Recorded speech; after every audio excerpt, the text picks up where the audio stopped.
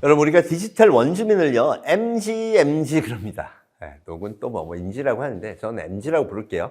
사실, 지세대는요, 우리가 왜 M하고 같이 붙어야 돼? 기분 나빠하기도 하죠. 어쨌든, 디지털 원주민으로 불리우는 이 MG. 요새는 기업도 그렇고, 정치인들도 그렇고, 누구나 다 이 MG와 소통해야 된다고 하는데, 그 이유가 뭘까요? 오늘 그걸 한번 알아보기로 하죠. M세대는요, 디지털 원주민의 첫 세대라고 부를 수 있습니다. 1980년 보통 이후태생이라고 하는데 뭐가 다르냐? 어릴 때 인터넷을 가지고 놀아봤어요. 게임에도 한번 푹 빠져보고요. 그럼 그 이전 세대를 뭐라고 그러죠? Y세대, X세대, 베이비붐 세대 이렇게 나누는데요. 차이가 뭐냐? 어릴 때 인터넷 게임이 없었어요. 게임이 뭐 그렇게 중요한 거냐? 인터넷 게임이 그렇게 중요한 거냐? 사실 인간은요, 이 게임을 통해 사회생활도 배우고 인간관계도 배우고 이런 것들을 많이 학습하게 됩니다. 이건 본능이에요. 네. 동물들도 마찬가지고요. 그런데 그럼 그때 세계관이 그렇게 게임을 통해 형성을 되는데 사회생활을 통해 형성이 되는데 그 세계관이 M세대만큼은 그 이전 세대와 완전히 다르다는 거죠. 여러분, 저는요 X세대에 속합니다. X세대도 베이비붐 세대와 붙어있는 X세대예요. 그럼 어떤 게임을 즐겼을까요? 저 구슬치기, 딱지치기, 비석치기, 그 다음 게임이라고 해본 거는 오락실에서 해본 갤러그 여기까지는 해봤어요. 근데 다 어디서 해요? 동네에서 합니다. 여러분, 옛날 영화들 많이 봤겠지만 우리 시대에는요, 교복을 입고 다른 동네 가면 또 들어갔습니다. 너 우리 동네 왜 왔어? 이렇게 되는 거죠. 위험해요. 그래서 사실 어려서부터는 내 동네가 굉장히 중요합니다. 그리고 그 동네에서의 생활이 나의 세계관을 만드는 데 가장 큰 영향을 미치죠. 그럼 누가 제일 중요할까요? 나를 지켜주는 혈연, 지연, 학연. 이게 중요해요. 이게 여러분의 부모님들의 세계관에 꽉 박혀 있는 겁니다. 그러다 보면 이 동네에서 내가 인정받는 게 중요해지죠. 그러니까 어른들한테 잘하고 학교에서 인정받으면 공부 잘해야 되고 그거 잘하면요. 좋은 대학 가고 좋은 대학 나와서 좋은 회사 들어가면 그게 성공이라고 꼭 믿게 되는 거죠. 이게 M세대 이전의 세계관이었어요. 반면 M세대는요, 어릴 때 인터넷 게임을 합니다. 여러분, 스타크래프트, 카트라이더, 온갖 게임이, 그것도 벌써 20년대 민속 게임이라고 부르지만 막 등장하니까 신나서 들어가서 하는 거예요. 애들은 이 기분 좋은 도파민이 분해되는 게임을 싫어할 수가 없어요.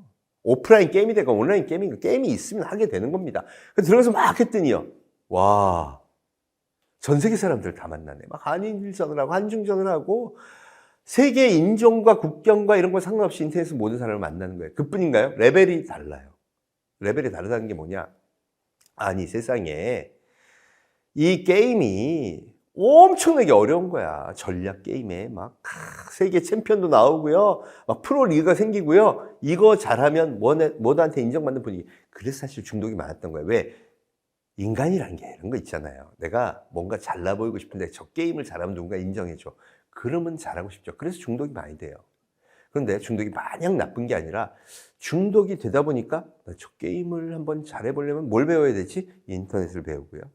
게임 코딩은 어떤 건지 배우기도 하고요. 또 컴퓨터를 배웁니다. 그래서 디지털 문명에 관한 굉장히 해박한 지식을 아무도 안 가르쳐 주는데 스스로 학습해서 되게 많이 풍부하게 알게 돼요.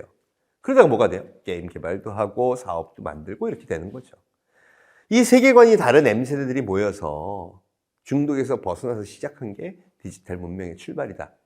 이렇게 얘기해도 과언이 아닙니다. 대표적인 인물이 누구예요? 마크 주커버그. 하버드 다녔어요. 하버드 다니다가 게임에 빠지죠. 맨날 게임하다가 야, 차를 만들자. 데이팅 앱을 개발하고 그 게임이 성공해서 지금의 페이스북이 된 겁니다. 우리나라에도 있죠. 카카오의 김범수 의장. 여러분, 김범수 의장이요, 삼성 SDS 잘 다니다가 때려쳐으로 나와서 PC방을 차립니다. 왜 그걸 했어요? 그랬더니 게임이 너무 하고 싶었대. 그러더니 뭘 만들어요? 차라리 만들자. 한 게임을 만들어서 돈을 벌고, 그러다가 우연하게 인수한 게 카카오예요. 그러면서 대한민국 디지털 플랫폼의 대부가 됐죠. 이게 소위 말하는 M세대가 만든 디지털 세계관이라는 겁니다. 여러분은 어려서부터 그걸 했기 때문에 보나 마나 디지털 세계관을 갖고 있는 거예요. 그러니 어른들과 다를 수밖에 없죠. 이걸 잘 활용해야 돼. 이걸 잘 인지하고 활용해야 한다는 겁니다. 특히 여러분은 전부 G세대죠. 여러분, G세대는요, 또 한 단계 진화한 세대라고 보면 돼요. G세대가 누구냐? 어려서부터 스마트폰을 쓰는 첫 세대. 바로 여러분들입니다. 여러분, 특히 코로나 이후에 이 G세대는 야, 공부도 이걸로 해야 돼. 뭐, 이걸 모르면 안 되겠어. 소위 생존의 위협감을 느낍니다. 내가 디지털 모르니까 안 되겠네. 동시에 어른들에 대한 배신감도 느끼죠. 아버지, 엄마도 잘 몰라.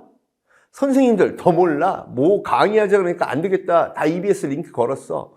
그러니까 내가 어른들을 믿고 있으면 안 되겠네. 우리끼리 잘해야겠다. 그러면서 커뮤니티 생활도 많이 하고 디지털에 대한 스스로의 학습량을 크게 늘려갑니다. 왜? 이게 없으면 내 인생을 실패할 수도 있으니까. 여러분, 이게 코로나 이후의 G세대예요. 그리고 그들이 색다른 모습을 실제로 보여주죠. 그게 뭐냐? 놀이판이 달라진 겁니다. 바로 메타버스 놀이판의 등장이죠. 여러분이 얼마나 하고 있는지 모르겠지만 마인크래프트, 로블록스 이런 것들, 또 제페토, 어마어마하게 새로운 메타버스 기반의 게임들이 등장하는데 특징이 뭐냐? 일단 남이 만들어 놓은 게임을 플레이하는 게 아니라 내가 들어가서 나의 캐릭터를 대신하는 아바타를 내세우고 걔가 게임하게 해요. 그래서 이거를 이중자아라고 부르죠. 나를 대신하는 캐릭터가 있어. 심지어 거기서 하루에 10몇 시간 게임하면요. 여러분, 거기 들어가 있는 내가 현실 세계의 나보다 훨씬 더 중요한 그런 이 존재가 되는 거예요. 이게 바로 메타버스 게임의 특징이라고 할 수 있습니다. 얼마나 많냐? 로블록스 같은 경우는 무려 미국 10대 60% 이상이 가입을 했고요. 심지어 이 회사는 이 게임을 안 만들어. 너네가 만들어서 놀아 그랬더니 800만 명 이상의 게임을 개발해서 거기다 올립니다. 5,500만 개 이상의 게임이 올라와 있고요. 매일 지금도 거의 5천만 명이 들어와서 게임을 하고 놀아요. 인간은요, 뭔가 익숙해지면 거기서 스스로 뭔가를 만들려고 합니다. 뭔가 이 창조의 정신이 지금의 인류를 빚어낸 거라고도 할 수 있죠. 그러니 게임 만들고 놀고 하는 거 되게 중요하게 생각하는 거예요. 소위 G세대는 과거의 M세대와는 달리 이 디지털 문명에서 무언가 창조하는 작업들을 또 새롭게 하고 있는 거죠. 자, 그럼 뭐가 달라질까요? 게임 만드는 거, 이거 도움 될까? 여러분 어떻게 생각하세요? 제가 학교에서 수업을 하면서 한번 만들어 봤어요. 이게 도움이 될까? 교육적인 측면에서. 로블록스 게임 만들기는 따라하는 건 쉽습니다. 왜? 유튜브에 똑같이 있어. 그냥 따라하면 돼. 기가 막히더라고. 야, 나도 만드네. 야, 그럼 재미있는 게임을 만들어서 돈을 버는 건 어떤 역량이 필요할까를 점검해 봤습니다. 첫째, 야, 이거 건축가적 역량이 필요하더라고요. 그럼 아바타는 사람이죠. 사람이 돌아다니는 게임 장소를 만들려면 건축을 잘해야 되네. 맞아요. 공간 건축 능력이 필요합니다. 두 번째, 재밌어야 가죠? 게임 재미없는데 들어갑니까? 재미있는 이벤트를 만들고 거기서 막 아이템도 먹고 장애물 넘고 이런 거 만들려면 어떻게 해야 돼? 네. 이 예능 프로그램의 PD 같은 역량이 필요해요. 그런 기획력이 필요하죠. 세 번째, 스토리가 있어야 됩니다. 여러분, 제일 브레이크라고 교도소 대탈출이라는 게임이 있는데요. 이게 가장 인기 있는 로블록스 게임 중에 하나예요. 근데 여기 이게 교도소 안에서 탈출하는 거가 스토리예요. 야, 거기 간수 나오고 죄수 나오고 뭐 형사 나오고, 야, 이 스토리를 어떻게 짰을까? 기가 막힙니다, 여러분. 아니, 그러면 좋은 게임 하나 만들려면 건축가적 역량, 예능 PD의 역량, 또 스토리텔링하는 작가의 역량까지 다 필요한 거네요. 여러분, 제가 솔직히 말해서 공대에서 CAD 프로그램을 가르칩니다. 이거 컴퓨터로 뭐 건축물이나 자동차 이런 거 디자인하는 거, 애들이 힘들어하는 게 뭔지 아세요? 일단 상상을 해야 될 거 아니야. 뇌 속에 3차원 구조물에 대한 상상력이 필요한데 이게 없어. 왜? 수능만 공부했잖아. 암기만 했잖아. 근데 이걸 어릴 때 하면요, 완전히 달라지는 거예요. 제가 속으로 이렇게 생각했습니다. 야, 이거 의무교육 해야 된다. 적어도 초등학생, 중학생 시절에는 이거 의무교육해서 애들의 상상력과 3차원적인 이 구성 능력을 키워줘야 된다. 이런 생각이 들었어요. 근데 대한민국에서 어떻게 생각하죠? 부모님들이 저거 하면 큰일 나는 줄 알아. 여러분, 인류가 달라졌어요. 그 데이터를 본 이 거대 기업들이 메타버스에 투자한 이유가 바로 그겁니다. 아니, 25세 이하의 80%가 거기 가서 놀고 막 메타버스 세계에서 게임하고 이렇게 즐기는데 당연히 그걸 잡는 게 미래의 승자다. 그래서 페이스북은 아예 회사 이름 메타로 바꿨죠. 또 애플도 이번에 XR 기기 올해 출시한다 그러죠. MS도 실패했지만 홀로렌즈다 뭐다 굉장히 시도 많이 했습니다. 또 구글도 하고 있죠. 거기다가 아도비, 오토데스크, 유니티, 언리얼 이거 관련된 소프트웨어에서 돈을 엄청 버니까 새롭게 투자해서 기술이 되게 좋아졌어요. 거기다 하드웨어는 어떻습니까? 여러분 최근에 GPU가 뜬 게 이 인공지능을 만드는 데 있어서 GPU가 제일 중요하다 그래서 삼성전자 2배 가치로 뛰었어요. 지금 세계 최고의 그 반도체 기업은 엔비디아입니다. 그런데 원래는 뭘 떴냐? 메타버스 때문에 뜬 거예요, 이 회사가. 왜? 컴퓨터 그래픽을 잘해주는 게 GPU예요. 이러니 어마어마한 돈이 사실 그동안 메타버스에 들어갔죠. 근데 여러분 기억나는 건 뭐예요? 이제 메타버스 시기 없고 다 망했잖아. 생각해봐요. 뒷배경을 한번 볼까요? 작년에만 100조가 들어갔대요. 메타 15조 1000억 썼으니까. 그럼 그 전에도 들어갔겠네? 최소 3년 들어갔네? 그럼 300조. 엔지니어들은요. 세계 최고의 엔지니어가 들어갑니다. 이게 어려운 거거든요. MIT, 스탠포드 뭐 이런 친구들이 다 들어가서 했어요. 연봉 10억, 13억 받고 막 했대. 그럼 성공한 게 하나도 없으니까 다 손 떼나? 아니요. 생태계가 형성되죠. 여러분 어마어마하고 거대한 생태계가 이미 이 세계관에서 형성이 됐어요. 그래서 뭐 증강현실이다, 거울세계다, 가상현실이다, 라이프로깅이다 관련된 기술들이 실제 산업에 많이 반영됩니다. 제가 대표적으로 아는 게 제가 한국수력원자력의 디지털 어드바이저를 합니다. 거기 갔더니요 이번에 체코에서 원자력 발전소 입찰 공고가 났대요. 거기 뭐라 하는지 아세요? 디지털 트윈을 똑같이 납품해라. 디지털 트윈이 뭐냐?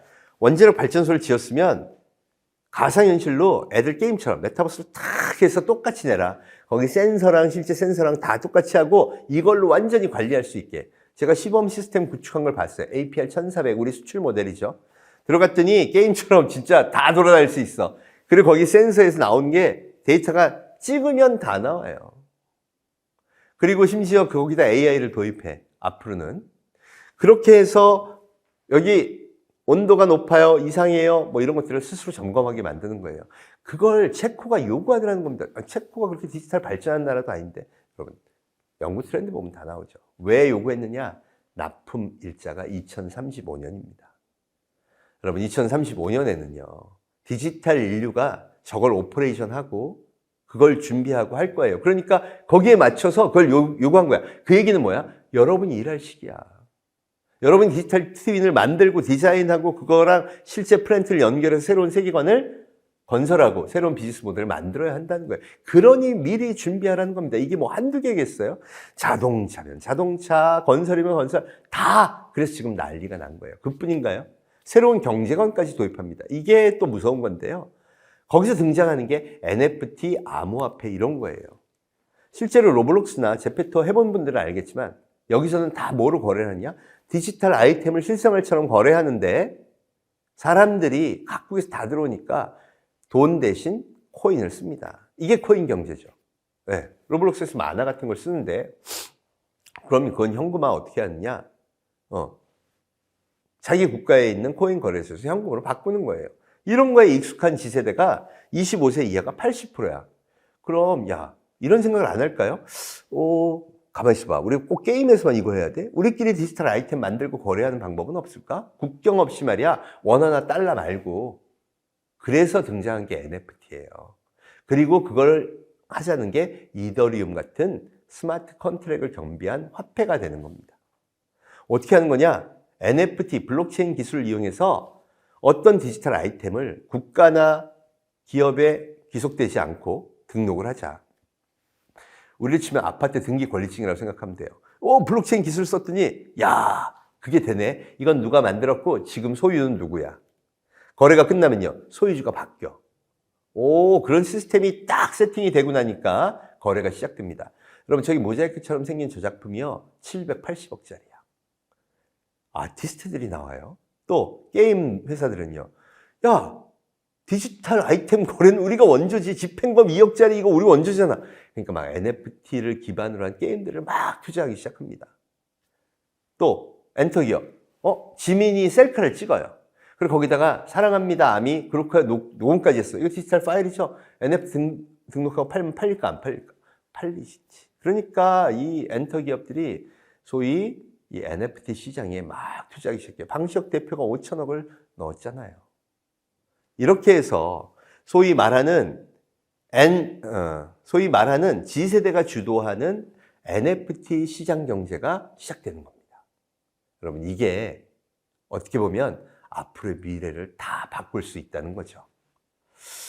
자, 그럼 이 게임에서 시작된 문화, 또 경제 시스템, 거기다가 많은 기술까지 합해서 생태계가 커졌어. 이게 어디로 발전할까요? 이게 다음 이야기입니다. 메타 인더스트리의 세계. 여러분의 미래 일자리 어떻게 바뀔지 그걸 다음 시간에 알아보도록 하겠습니다.